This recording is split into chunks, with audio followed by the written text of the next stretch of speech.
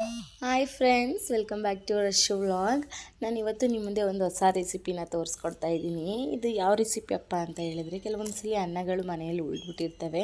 So ಅದನ್ನು lunch ಬಾಕ್ಸ್ಗೆ ಮತ್ತು ಈವ್ನಿಂಗಲ್ಲಿ ಏನಾದರೂ ತಿನ್ನಬೇಕು ಅನಿಸ್ದಾಗ ಈ ಥರ ರೆಸಿಪಿ ಮಾಡ್ಕೊಂಡು ತಿಂದರೆ ತುಂಬ ಕ್ರಿಸ್ಪಿ ಆ್ಯಂಡ್ ಟೇಸ್ಟಿಯಾಗಿರುತ್ತೆ. ಸೊ ಮೊದಲಿಗೆ ಒಂದು ಬಾಣಲಿಗೆ ಎಣ್ಣೆ ಹಾಕಿ ಸಾಸಿವೆ, ಕರಿಬೇವಿನ ಸೊಪ್ಪು ಮತ್ತು ಈರುಳ್ಳಿ, ಟೊಮೊಟೊ, ಹಸಿಮೆಣ್ಸಿನ್ಕಾಯಿ, ಶುಂಠಿ ಇದನ್ನೆಲ್ಲ ನೀಟಾಗಿ ಎಣ್ಣೆಯಲ್ಲಿ ಹಸಿ ವಾಸನೆ ಹೋಗೋವರೆಗೂ ಚೆನ್ನಾಗಿ ಫ್ರೈ ಮಾಡ್ಕೊಳ್ಳಿ. ಫ್ರೈ ಮಾಡ್ಕೊಂಡಾದಮೇಲೆ ನಾನಿಲ್ಲಿ ಸೋಯಾ ಸಾಸು ಮತ್ತು ಟೊಮೊಟೊ ಸಾಸನ್ನ ಹಾಕ್ಕೊಂಡು ನೀಟಾಗಿ ಫ್ರೈ ಮಾಡ್ಕೊಳ್ತಾ ಇದ್ದೀನಿ.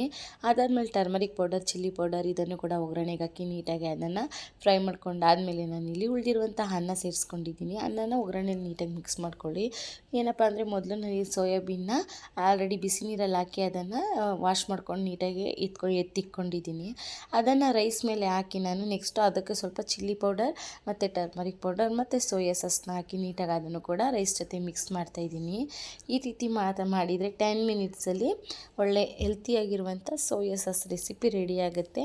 ಒಂದು ಸಲ ನೀವು ಟ್ರೈ ಮಾಡಿ, ಯಾವ ರೀತಿ ಬಂತು ಅಂತ ನನಗೆ ತಿಳಿಸ್ಕೊಡಿ. ಟೇಸ್ಟ್ ಮಾತ್ರ ತುಂಬ ಚೆನ್ನಾಗಿರುತ್ತೆ ಫ್ರೆಂಡ್ಸ್. ಒಂದು ಸಲ ಟ್ರೈ ಮಾಡಿ. Thanks for watching.